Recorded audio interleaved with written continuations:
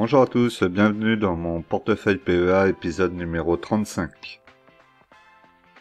Donc dans mon portefeuille PEA sur Bourse Direct, nous allons voir où j'en suis au niveau de mes ordres de vente d'actions et d'ETF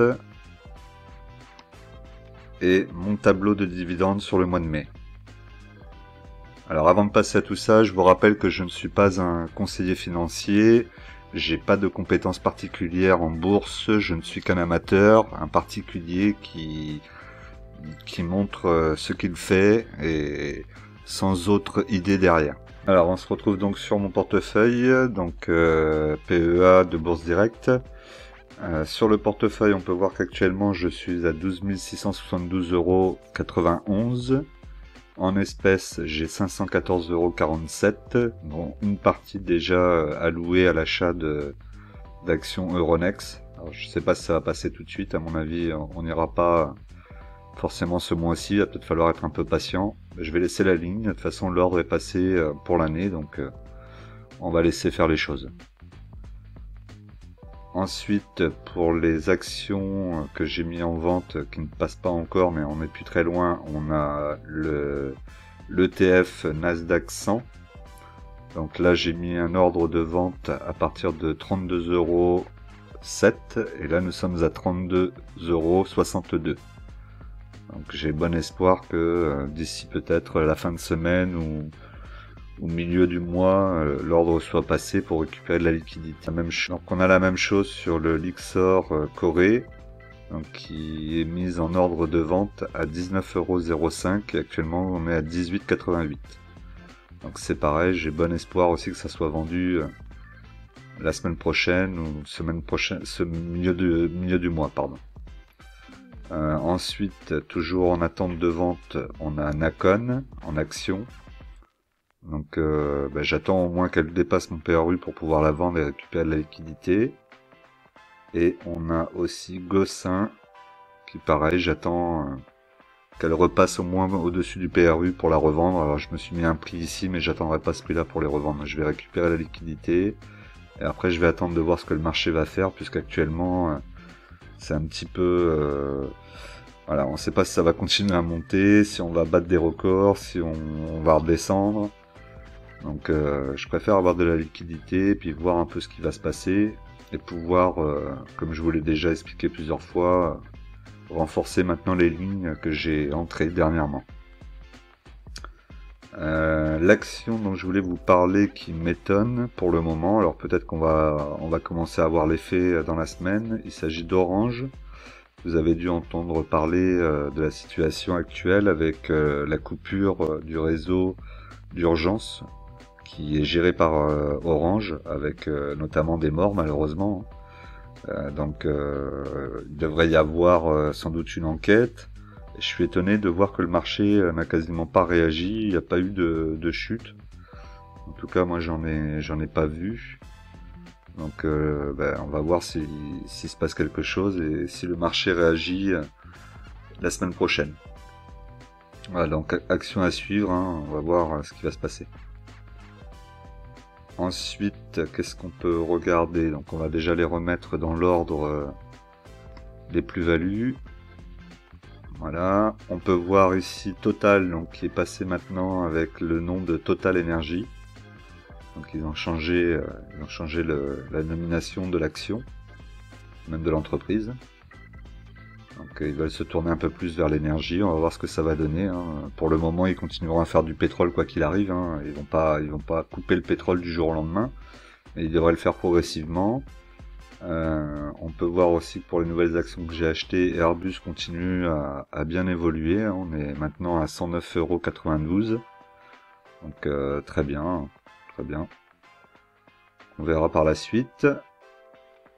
Pour les autres actions qui sont intéressantes à regarder actuellement, Air Liquide et Schneider donc font leur petit chemin. Alors Schneider un peu moins, mais Air Liquide, voilà, on est monté à 2,10. J'étais en dessous de 1,5. Donc bon, elle monte doucement. De toute façon, ça va pas être, c'est pas des actions qui vont monter violemment, ça c'est sûr. Ça va se faire petit à petit. C'est des actions très long terme. On a Score aussi qui a plutôt retracé dernièrement, puisque maintenant je suis en négatif. Je vais voir ce que je vais faire avec cette action. Soit je la renforce, soit je la sors et je prends une autre action banque. Parce que on parle beaucoup de remontée des taux. Donc s'il y a une remontée des taux, ça sera plutôt au bénéfice des banques et des assurances. Donc ça pourrait être intéressant de rentrer sur une action. Peut-être on en a parlé plusieurs fois, mais CNP Assurance ou Crédit Agricole pourraient être des actions intéressantes à prendre s'il y a un petit retracement, et avec cette perspective d'une remontée des taux, ça pourrait être intéressant à voir.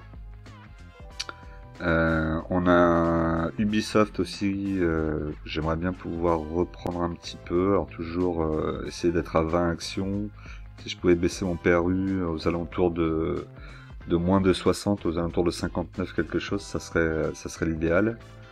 Et Biomérieux, on voit aussi qu'on a une belle chute, on a perdu quasiment 10 euros, elle était à 89 euros quelque chose.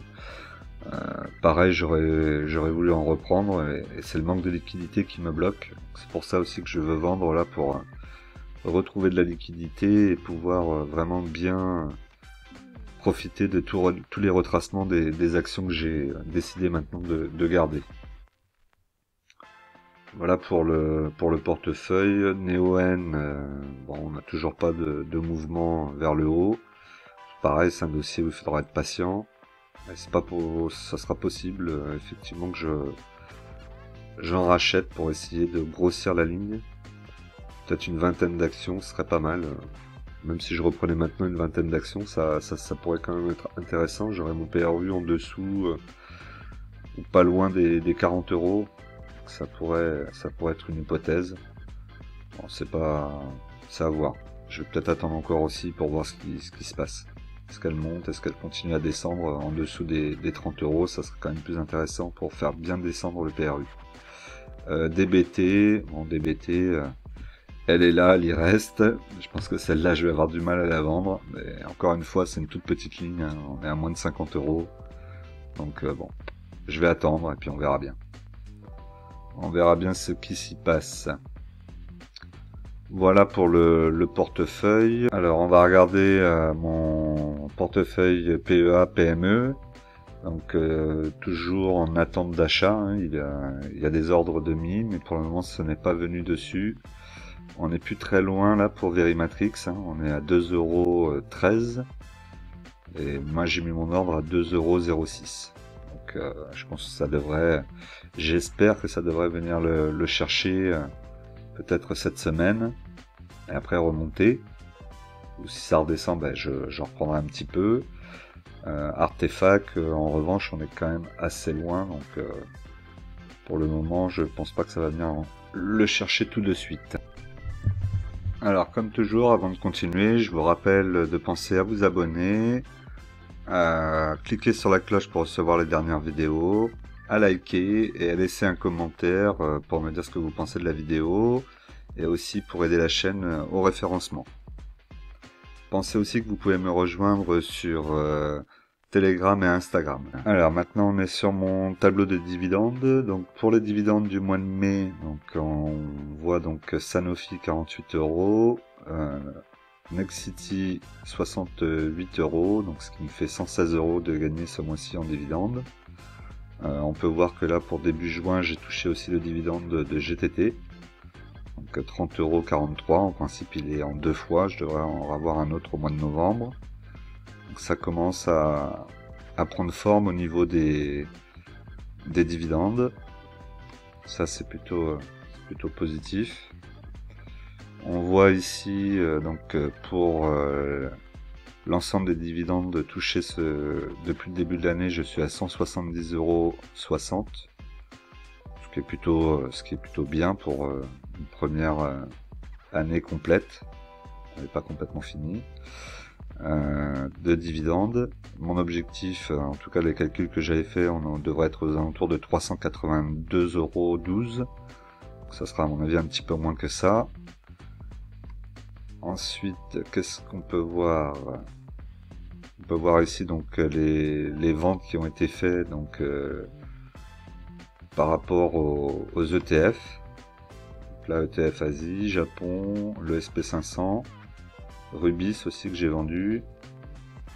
Et donc ce que ça m'a rapporté est ici. Donc voilà, donc j'ai pas vendu, j'ai plutôt bien vendu dans tous les cas. Même si on peut me dire que effectivement Rubis continue à monter, elle est aux alentours de 40 €. De toute façon, quoi qu'il arrive, timer le marché, ça va être quasi impossible à la hausse ou à la baisse. Donc il y a bien des moments où il faut vendre. Et même si ça continue à monter, bah, c'est pas grave. Moi j'ai vendu, j'ai fait ma plus-value, j'ai fait ce que je voulais faire avec, donc ça me va. Après, encore une fois, on va pas revenir dessus, mais si vous êtes sur Rubis pour du long terme, c'est très bien aussi, c'est une belle action, et il faut la garder en portefeuille. Moi j'ai fait le choix de Total. Après, ceux qui veulent la garder, je comprends tout à fait, c'est une très très belle société. Et en plus, c'est une aristocrate dividende. Voilà, donc ce que je pouvais vous montrer pour le portefeuille de dividendes hein, qui continue à évoluer. Donc sur le mois qui arrive, on attend donc Score en dividende, on attend Orange, on attend Publicis et Biomérieux. Voilà, donc on va voir ce que ça va donner ce mois-ci, donc sur le mois de juin. Allez, on continue. Alors, maintenant on va regarder la plus-value de mon portefeuille. Donc mon portefeuille a une plus-value de 4,16%, soit 291,08 €. On va regarder ensuite mon tableau de la semaine et le tableau du mois, puisque on fait le récapitulatif du mois de mai. Alors l'évolution à la semaine, on voit que ça... Toujours, ça reste assez stagnant. On n'a pas de gros mouvements violents. On reste toujours dans cette base des 3,50 à 4,55% d'intérêt. En revanche, pour le tableau d'évolution du mois, donc là pour le mois de mai, on peut voir que je reste toujours plus ou moins investi sur les mêmes sommes, donc 200 €. En vente, c'est mon deuxième meilleur mois de l'année, puisque j'ai vendu pour 130,58 € d'actions et d'ETF. Et en termes de dividendes, c'est mon meilleur mois, puisque je suis à 116 € en dividendes. Donc là, ça y est, ça commence à être plus intéressant. Les chiffres sont un peu plus parlants, et d'année en année, on pourra voir la progression. Elle sera de plus en plus elle aussi, forcément. Voilà donc ce que je pouvais vous dire. Donc n'oubliez pas qu'en bourse, les impatients payent pour les patients. Nous on se retrouve la semaine prochaine. N'oubliez pas de laisser des commentaires et à très vite.